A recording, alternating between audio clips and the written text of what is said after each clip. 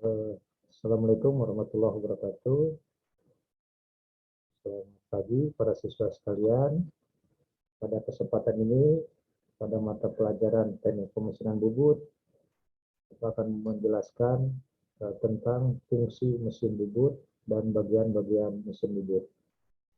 Baik, sebelumnya barangkali Bapak sudah menjelaskan bahwa fungsi mesin bubut yaitu merubah bentuk dari benda kerja sesuai yang kita inginkan, di mana prinsip kerjanya yaitu yang berputar benda kerja, kemudian pahat yang bergerak secara sirkulasi maju mundur untuk melakukan proses pemakanan. Ya, di sini mesin bubut itu paling banyak digunakan pada BT-BT pemesinan. Kalian bisa dilihat nanti pada gambar berikutnya, itu tentang mesin bubut dan bagian-bagiannya. Di mana fungsi mesin bubut yaitu untuk membubut muka, kemudian membubut rata, bertingkat, tirus, alur, ulir, bentuk, mengebor, memperbesar lubang, mengkartel, dan memotong. Ini kalian bisa lihat fungsi mesin bubut dan bagian-bagiannya. Di sini terlihat bahwa ada headstock, yaitu kepala tetap, di mana di dalamnya terdapat sistem transmisi. Nanti Bapak akan jelaskan lebih lanjut. Kemudian kalian bisa lihat di sini ada cak. Fungsi cak itu adalah untuk menjepit benda kerja. Kemudian ada tool post. Tool post itu adalah dudukan pahat. Jadi pahat bubut diletakkan di tool post setinggi center pada kepala lepas. Nah, ini kalian bisa lihat adalah tailstock atau kepala lepas. Ya, nah, ini ada bed itu meja tempat landasan daripada eretan, kemudian dari kepala lepas. Kemudian ada lead screw yang berulir, fungsinya untuk proses penguliran pada benda kerja. Kemudian ada feed shaft pembawa transportir, jadi untuk pergerakan secara otomatis. Baik. Nah, ini kalian bisa lihat fungsi dari mesin bubut. Yang pertama adalah proses passing. Passing itu adalah bubut muka. Jadi proses pemakanan itu berlawanan dengan jarum jam. Passing, di mana pahat bergerak dari luar ke dalam. Kemudian ada taper turning, itu proses bubut tirus. Ya, di praktek dan Bapak akan lebih menjelaskan lebih detail lagi. Kemudian ada kontur tuning, ya. Jadi membubut bentuk, ya. Kontur membentuk. Ini pahatnya nanti disesuaikan dengan kondisi proses pembubutan. Dan juga ada foam tuning itu juga sama proses pembentukan proses pembubutan. Kemudian ada proses chamfer. Chamfer itu adalah proses membentuk benda kerja, jadi membuat pinggulan. Biasanya sudutnya 45 derajat. Jadi pahat dibentuk sesuai dengan kebutuhan pada proses pembubutan. Nah, kemudian selanjutnya kita lihat para siswa sekalian, ini adalah proses cut off. Jadi cut off itu memotong benda kerja. Memotong benda kerja. Nah, ini disesuaikan pahatnya dengan pahat pemotongan. Kemudian selanjutnya ini ada threading. Jadi threading itu membuat ulir. Membuat ulir. Nah, pahat juga disesuaikan untuk membubut ulir. Biasanya untuk satuan metris, kalau kita menggunakan satuan metris, sudut ulirnya itu 60 derajat. Kalau ingin membuat inci, maka sudutnya itu adalah 55 derajat. Nah, selanjutnya bisa dilihat, ini adalah boring, itu meluaskan lubang. Nah, untuk meluaskan lubang, terlebih dahulu kita lakukan pengeboran dalam, bor dalam, kemudian lakukan bubut dalam atau boring, meluaskan lubang. Ini ada drilling, yaitu proses pengeboran pada mesin bubut. Nah, ya, nanti ini juga akan dijelaskan lebih lanjut. Kemudian ada knurling. Knurling itu adalah mengkartel atau membuat gerigi pada proses pembubutan. Baik. Ini bagian-bagian pada mesin bubut yang sebelumnya sudah dijelaskan. Ya. Itu kalian bisa lihat, coba perhatikan bagian-bagian pada mesin bubut. Ini bagian-bagian utama pada mesin bubut. Yang pertama ada kepala tetap. Ya. Kepala tetap itu terdapat pada spindle utama yang berfungsi sebagai dudukan beberapa perlengkapan bubut.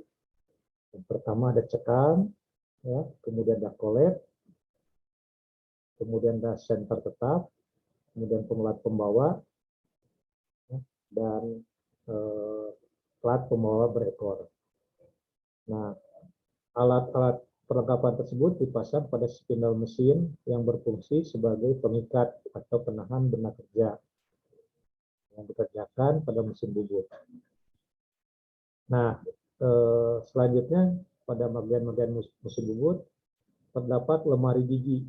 Nah, di sini pergerakan roda gigi atau lemari gigi terdapat pada lemari gigi, pergerakan dari roda gigi atau yang sering kita sebut dengan sistem transmisi, di mana pemindahan putaran pada handle-handle, maka akan terjadi juga perpindahan pada roda gigi. Ya. Ini perlu diperhatikan ketika kita merubah putaran, maka mesin harus dalam keadaan berhenti. Baik. Selanjutnya bagian-bagian dari mesin bubut yaitu ada kepala lepas.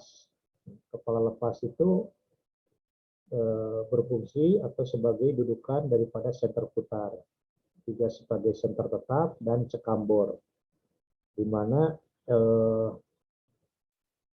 pada proses dipasang senter putar atau senter tetap itu berfungsi untuk menopang benda kerja, ya, atau mendukung benda kerja agar putarannya stabil. Sedangkan pada proses pengeboran, nah ini digunakan mata bor yang bertarik tirus. Ya. Nah, ini juga selain di mesin bor, maka pengeboran juga bisa dilaksanakan di mesin bubut. Nah, ini kepala lepas, ya. Tadi sebelumnya sudah disampaikan pada bagian-bagian mesin bubut ada kepala lepas.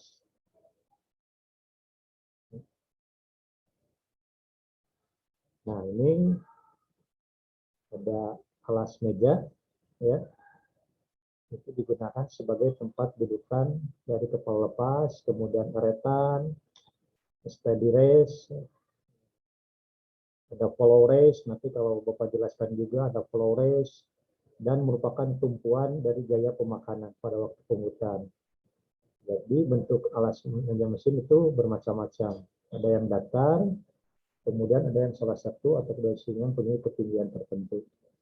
Nah, ini kalian bisa lihat alas meja mesin, ya, atau bed mesin.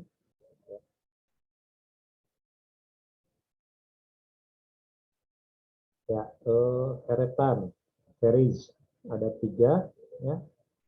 Eretan memanjang, pergerakannya secara longitudinal, yaitu secara memanjang untuk melakukan proses gerakan pemakanan secara memanjang.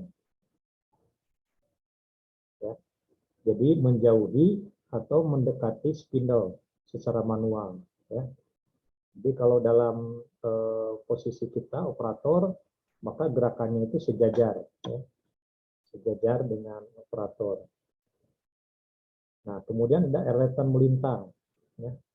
Nanti bisa dilihat di gambar, itu fungsinya untuk melakukan gerakan pemakanan arah melintang atau mendekati atau menjauhi sumbu senter atau bisa mendekati dari atau menjadi operator.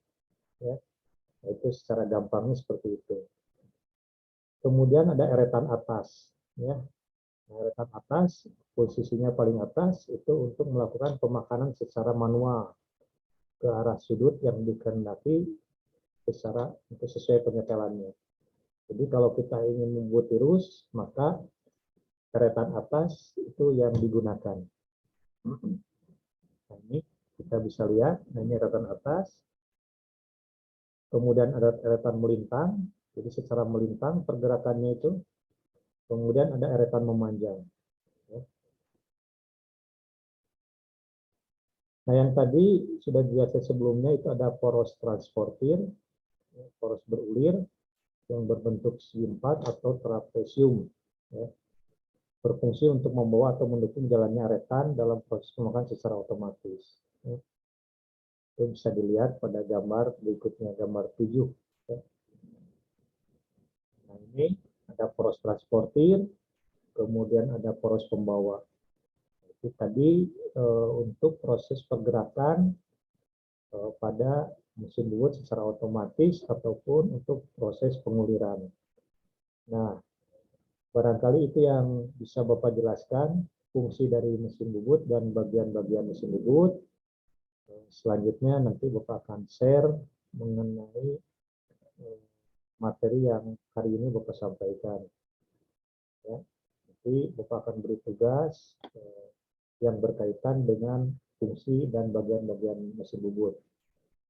Jadi untuk pertemuan hari ini sesuai dengan KD